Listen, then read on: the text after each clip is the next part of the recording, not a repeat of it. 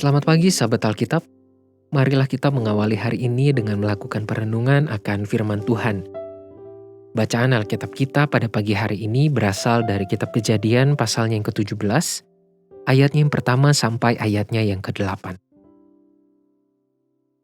Ketika Abram berumur 99 tahun, maka Tuhan menampakkan diri kepada Abram dan berfirman kepadanya, "Akulah Allah yang Maha Kuasa, hiduplah di hadapanku dengan tidak bercela.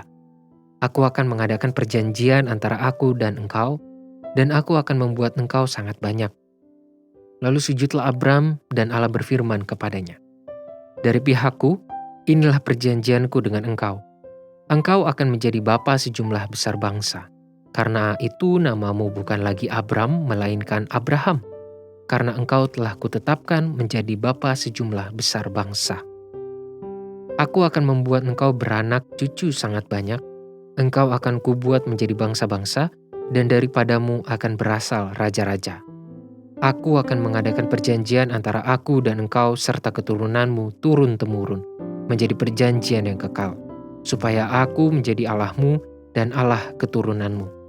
Kepadamu dan kepada keturunanmu akan kuberikan negeri ini, yang kau diami sebagai orang asing, yakni seluruh tanah Kanaan akan kuberikan menjadi milikmu untuk selama-lamanya. Dan aku akan menjadi Allah mereka." Setelah 13 tahun sejak kelahiran Ismail, anak laki-laki dari Hagar, Tuhan baru menampilkan dirinya bagi Abraham. Tuhan juga menegaskan ulang tentang identitasnya sebagai Yang Maha Kuasa atau El Shaddai. Sekaligus ia juga memperbarui identitas Abram. Nama Abram telah berubah menjadi Abraham. Ialah bapa sejumlah besar bangsa. Nama baru yang diberikan oleh Tuhan bukan sekedar penyebutan, melainkan juga sebagai simbol dan pemaknaan hidup baru yang akan Abraham serta keturunannya jalani kelak.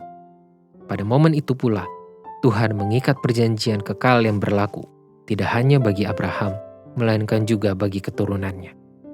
Narasi kitab Kejadian memang tidak menceritakan atau memberikan gambaran yang cukup jelas mengenai pengalaman dan bagaimana kehidupan spiritual Abraham selama 13 tahun.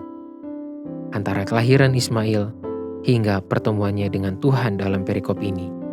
Namun, satu hal yang dapat kita pastikan adalah pertemuan Tuhan dengan Abram menghasilkan perubahan yang tidak hanya berlaku bagi ia secara personal, tetapi juga keturunannya. Inilah kekuatan firman dan janji Tuhan bagi setiap orang yang menerima ikatan perjanjian untuk hidup di hadapannya. Konsep hidup di hadapanku yang disampaikan oleh Tuhan kepada Abraham merujuk kepada kesetiaan untuk menjalani kehidupan bersama dan mengikut Tuhan.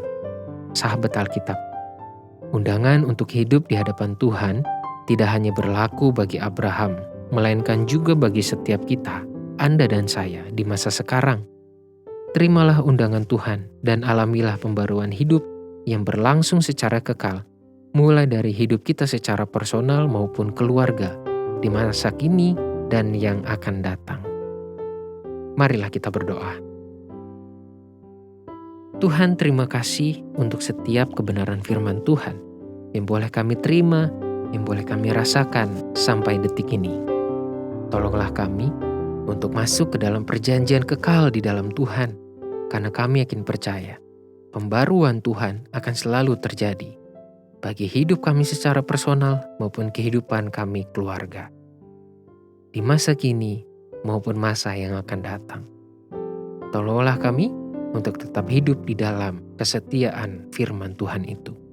Hanya di dalam nama Tuhan Yesus Kristus kami berdoa dan menyerahkan kehidupan kami. Amin.